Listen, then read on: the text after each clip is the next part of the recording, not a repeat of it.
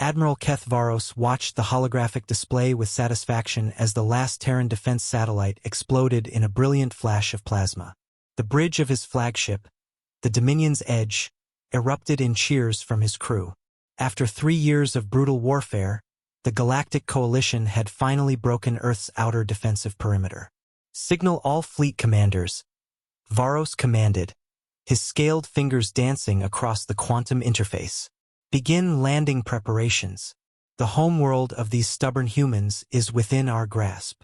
The Coalition fleet stretched across space like a metallic constellation, 12,000 vessels representing 47 different species, all united in their desire to claim Earth's abundant resources. The humans had proven surprisingly resilient for such a young species, but their isolated position in the spiral arm had finally worked against them. No allies, no reinforcements, just a dying planet fighting alone.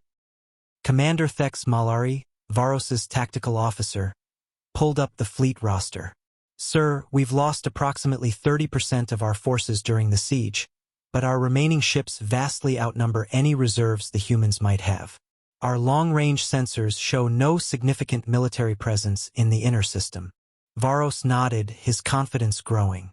The humans had thrown everything they had at the outer perimeter: ancient nuclear missiles, primitive railguns, even suicide runs with converted cargo ships. Desperate tactics that had cost the Coalition dearly but had ultimately failed. Earth's children had fought bravely, but the mathematics of war were absolute. "All vessels, advance to Earth orbit," Varos broadcast across the fleet's quantum communication network. "Today, we claim the prize that has eluded the galaxy for centuries. Today the space around Earth rippled." Lieutenant Zexus at the sensor station suddenly straightened, her 4 eyes widening in disbelief. "Admiral, I'm detecting massive gravitational anomalies near Earth's moon. Spatial distortions consistent with—" "No, that's impossible. Report clearly, Lieutenant," Varos snapped. "Sir, something is emerging from what appears to be folded space. Multiple contacts, extremely large. Design unknown." Her voice cracked slightly. "Admiral, these vessels, they're bigger than anything in our fleet." The main display shifted to show Earth's pale moon, and Varos felt his victory celebration die in his throat. Space itself seemed to unfold like origami, revealing massive ships that dwarfed even the Coalition's heaviest dreadnoughts.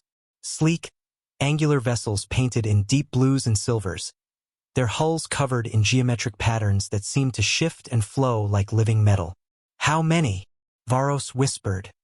"Still counting, sir. 200, 400. The spatial distortions are cascading. Sir, I'm reading 800 vessels and climbing."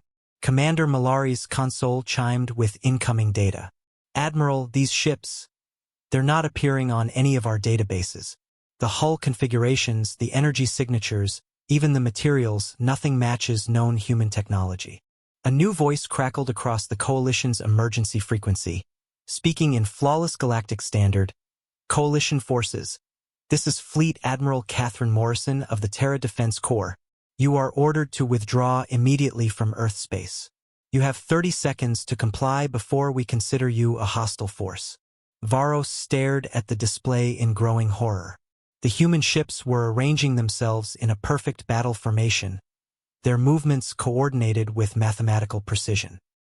Advanced targeting systems painted his entire fleet, and energy readings suggested weapons technology decades ahead of anything the Coalition possessed. "Sir," Zexus reported, her voice barely audible, "long-range sensors are detecting similar fleets emerging from folded space around Mars, Venus, and throughout the entire solar system.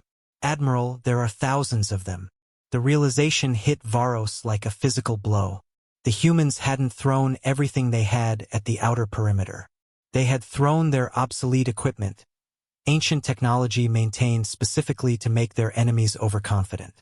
The real human fleet had been waiting, hidden in dimensional folds that the Coalition sensors couldn't detect. Admiral Morrison's voice returned. "Coalition forces, your 30 seconds have expired. Surrender immediately or face the consequences." Varos looked at his celebrating crew, then at the impossible fleet surrounding them. The humans hadn't been fighting desperately to defend their homeworld. They had been herding them into a trap.